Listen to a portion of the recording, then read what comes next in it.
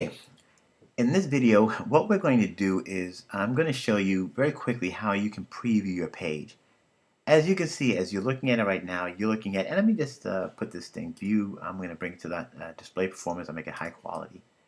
All right, so as you're looking at this right now, all right, you can see the guidelines, you can see the trim marks, you can see the bleed marks, um, and these are things that are not going to print. So, and if I had some other guidelines, let's say I pull the guideline down here, all right, you would actually see all the things that are not going to print. Um, but if you wanted to see exactly what is going to print, all you have to do is to make sure nothing is selected is hit the letter W, all right, and it's going to show you what is actually going to print. So in other words, it's going to hide all the guidelines. It's even going to show you just to the trim. It's not going to show you the bleed because it's going to show you what the finished product will look like.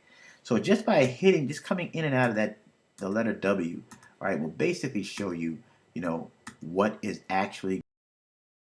Next up, we're going to talk about actually printing something, actually sending your file to a desktop printer. All right, so let's say, for example, again, this is my layout. I love it. I want to print it out. It is at an 8.5 by 11 size. Now, when I print this thing out, what's going to happen is, because it's at an 8.5 by 11 size, what's going to happen is about an eighth of an inch. In other words, I'm just going to pull down some guidelines so you can see this. All right, about maybe, an eighth of an inch. Type that in and make that P9. All right, and then I'll pull in here. I'd also make that P9. Okay. And also from the bottom, I'll make that also. I'll fake it right now. All right, I'll put in a little gap here. All right. Now what's going to happen is when it prints out, all right, it's not going to, the actual background, that color background right there is not going to image all the way to the edge of the page because it can't. All right. It's not going to happen because you cannot image a document, all right, to the actual edge of a page when you're printing to a desktop printer. If you wanted to have it image all the way, if you wanted to actually see it, and I'll hit the W so you can preview it, this is what will print. It looks something like this when you print to your printer. If you wanted to see image go all the way to the edge of the page, you would have to print on a larger piece of paper with the crops, with the bleeds, and then trim it down. So if I were just to send this to a regular desktop printer, that's what would pretty much print. But if I wanted to see what it's going to look like with the crop marks and the bleeds, then there are certain settings that you want to be aware of. So what I'm going to do is I'm going to bring this back to where it was. All right. Okay. And I'm going to come back here, get rid of those guides. Don't want to see them. All right. So now you can say Command P for print. All right. And if you notice, there's always this little thumbnail right here that'll basically show you what it's going to look like when it prints to your printer. I'm printing to an Epson XP400. You may have a certain type of printer, a different printer. And most of them do have this little display right here where you can see what it's going to look like. And as you can see, it even shows you that it's not going to print properly. Even though it's at an 8.5 by 11 size, it's not going to fit on there. All right, it's just not going to fit. So let's say, for example, when we go to Setup, you can see that the default setting here is US. In other words, it's a letter-sized document. Okay, you could say if your printer, prints this, you could say a legal-sized document, and you can see it'll show you the legal size, but it's still not going to work. And if I had a larger printer that could take on maybe a tabloid size, that'll fit on it, and then you would have to do a few things with it as well.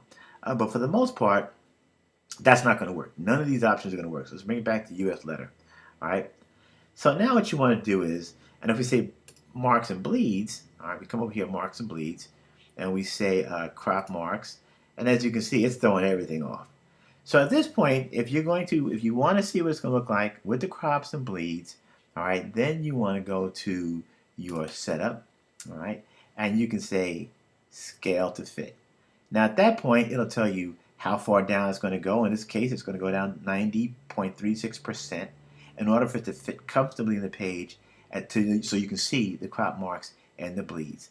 So scale to fit would be an option that you could use, and you would only use it, to show maybe your client or just to show them what the final thing would look like. But for the most part, you don't want to scale down something that doesn't need to be scaled down. So when you click off, when you say 100%, you can see it's really not going to work. All right.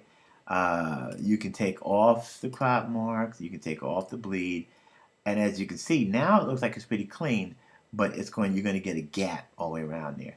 So again, it's one of those things you got to be very careful. You can play with this area inside here just to see what will work best.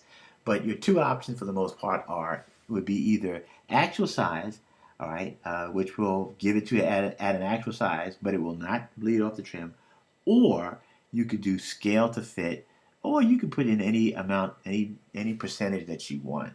All right, if we said scale, we could say 50%, and constrained proportions, which means if I say 50% on the width, it's going to be 50% on the height, and you can see it's going to be very small within the page. So basically, that's just a quick overview of when you are sending your files to a desktop printer. All right, but you can play around with it and see what will work best for you. In this final installment, what we're going to talk about is converting colors. Converting colors. Okay, so if you remember early on, I'm going to click on our swatches, and you can see we basically have the black and we have this brown color that we added in. Perfect. And if you remember, we deleted all of the unused colors, and you're going to see why that was important to do, and it's important for you to do it when you're putting together your own projects. Okay, what I want to do now is I want to bring in this Cadillac logo. So I'm going to go to File, Place.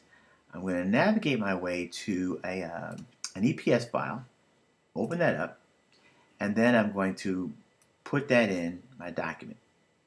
All right, I want to go right there. Very good. So I have my Cadillac logo. Love this ad. It's looking great. But watch this. As I click on the swatch palette, look at all the colors that came in. And this is what's going to happen when you're working with vector imagery, especially logos. You're going to find that those the colors are typically going to be Pantone colors, because that's like an accepted standard color model in the print world. And as you can see, it brought in all these colors from that logo. All right. Now we have to address this.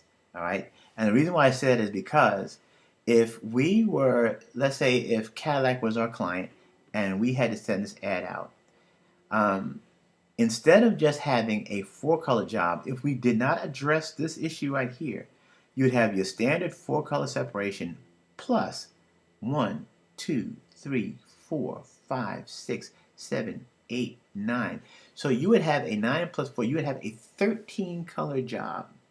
A 13-color job. And that would be expensive, and that's something you don't want to do. So what you would do in a situation like this is you would tap on your Pantone colors, put your finger on the shift key so you grab them all right, and you can even see you have a Pantone Process Black there. Now that you have them all selected, you're going to double click so that you get to this dialog box right here. You can see the color type, it says spot color, basically because they are what they call Pantone spot colors. And you're going to convert that to process. We'll say OK. Once you've done that, you'll notice that the little dots that we saw right here, they're gone. It's actually grayed out.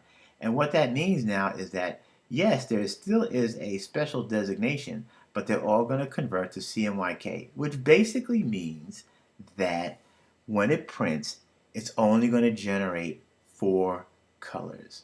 It's only going to generate 4 colors. And the way we can tell that, just quickly, I'm going to do a Command Z. So I undo. I'm going to keep the spot colors here. I'm going to go up to that preview, the separation preview that we looked at early on in this exercise. So we're going to go over here at Output. We're going to go over here to Separation Preview. All right, and if you notice, when we say separations, look at all the colors. you can see you have your regular 4-color setup, and then you have all of these plates that will be generated. All these plates that will be generated. So now let's take a look at that again. All right, let's close this up, and we're going to convert these to process colors. All right, just like we did earlier, make those process colors. So this is all gray right here, which means there will be a color separation, a 4-color separation. And now watch what happens when we go over here to output, and we go over here to separation preview, and look, we only have the basic 4 colors. That means that all of these specialty colors here are all going to fit somewhere in the CMYK mode, and that's exactly where we need to be. So that's a quick overview of how you would convert your colors and how important it is to get rid of the colors that you are not